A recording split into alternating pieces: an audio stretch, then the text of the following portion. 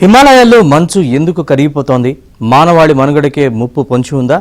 జీవనదులు నిర్జీవంగా తయారైతే ఏమవుతుంది? మానవ తప్పిదమా, ప్రకృతి ప్రకోపమా? అంతర్జాతీయ అధ్యయనాలు ఏం చెబుతున్నాయి?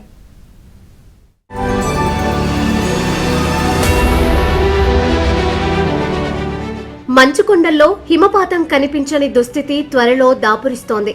ఆసియా ఖండానికే జలశిఖరాలుగా ఉన్న హిమాలయాల్లో చాలా చోట్ల మంచు కనిపించడం లేదు. జనవరి 2వ వారం వచ్చినా హిమం అంతంత మాత్రంగానే ఉందంటే మారుతున్న పరిస్థితులేమిటో అర్థం చేసుకోవచ్చు.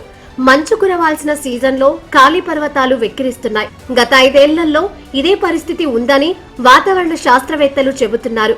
పైగా భూతాపంతో వాతావరణం వేడెక్కి మంచు త్వరగా కరిగిపోతోంది. హిమవత్ పర్వత శ్రేణుల్లోని కొన్ని దిగువ ప్రాంతాల్లో మంచు త్వరగా కరిగిపోయి వర్షాలు పడుతున్నాయి. వాతావరణ మార్పులపై కేంద్రం నియమించిన కమిటీ ప్రస్తుత పరిస్థితులపై ఆందోళన వ్యక్తం చేసింది. స్నో డ్రాట్ అంటే శీతాకాలంలో కూడా మంచు కురవనే దీనస్థితి కనిపిస్తోందని అంచనా వేస్తోంది.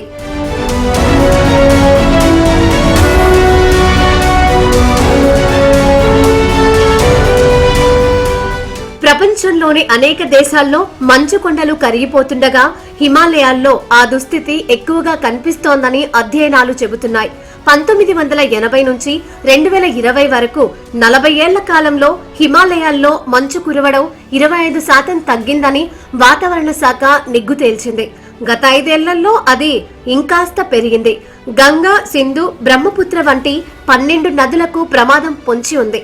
మంచు కరిగిపోవడం కారణంగా ఒకేసారి వరదలు రావడం, తర్వాత చాలా కాలం నీటి కొరత ఏర్పడటం లాంటి పరిణామాలు కనిపిస్తాయి. దీనివల్ల బిలియన్ల మంది ప్రజల నీటి భద్రతకు ముప్పు పొంచి ఉంది. భారత్, నేపాల్, భూటాన్ దేశాలకు కష్టకాలం తప్పకపోవచ్చు.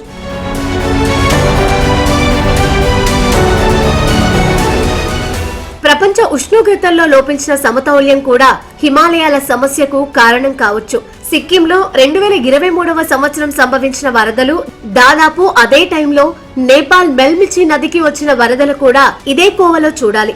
హిమానీ నదాలు కరిగిపోయి సమస్యను మరింత జటిలం చేస్తున్నాయి. హిందూకుష్ పర్వత శ్రేణుల్లో 54,000 హిమానీ నదాలు ఉన్నాయని సమగ్ర పర్వతాభివృద్ధి అంతర్జాతీయ కేంద్రం వెల్లడించింది. దాదాపు 60,000 చదరపు కిలోమీటర్ల విస్తీర్ణంలో వ్యాపించి ఉన్న ఈ హిమానీ నదాలు దక్షిణాసియాలో ప్రవహిస్తున్న అనేక నదులకు జల వనరులను అందిస్తున్నాయి. ఇలాంటి హిమానీ నదాలు వేగంగా తగ్గిపోవడం శాస్త్రవేత్తలకు ఆందోళన కలిగిస్తోంది. ఇటీవలే కొందరు స్థానికులు, శాస్త్రవేత్తలు కాఠ్మండుకు 100 కిలోమీటర్ల దూరంలో లాంగ్టాంగ్ లోయలోని యాలా హిమానీ నదాన్ని సందర్శించారు. 50 ఏళ్ల క్రితంతో పోలిస్తే ఇది దాదాపు 66% తరిగిపోయింది. భూతాపం పెరుగుదలను 1.5 డిగ్రీల సెల్సియస్ కు మించకుండా చూడాలన్న ప్యారిస్ ఒడంబడిక నిర్దేశాన్ని పాటించకుంటే అనేక హిమానీ నదాలు భూతలం నుంచి అదృశ్యమవుతాయని శాస్త్రవేత్తలు హెచ్చరిస్తున్నారు.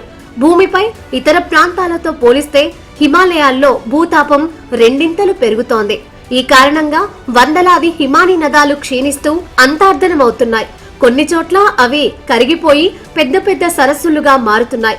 భారీ వర్షాలు తదితర సందర్భాల్లో ఇవి లోతట్టు ప్రాంతాలను ముంచెత్తి పెను విషాదానికి కారణమవుతున్నాయి.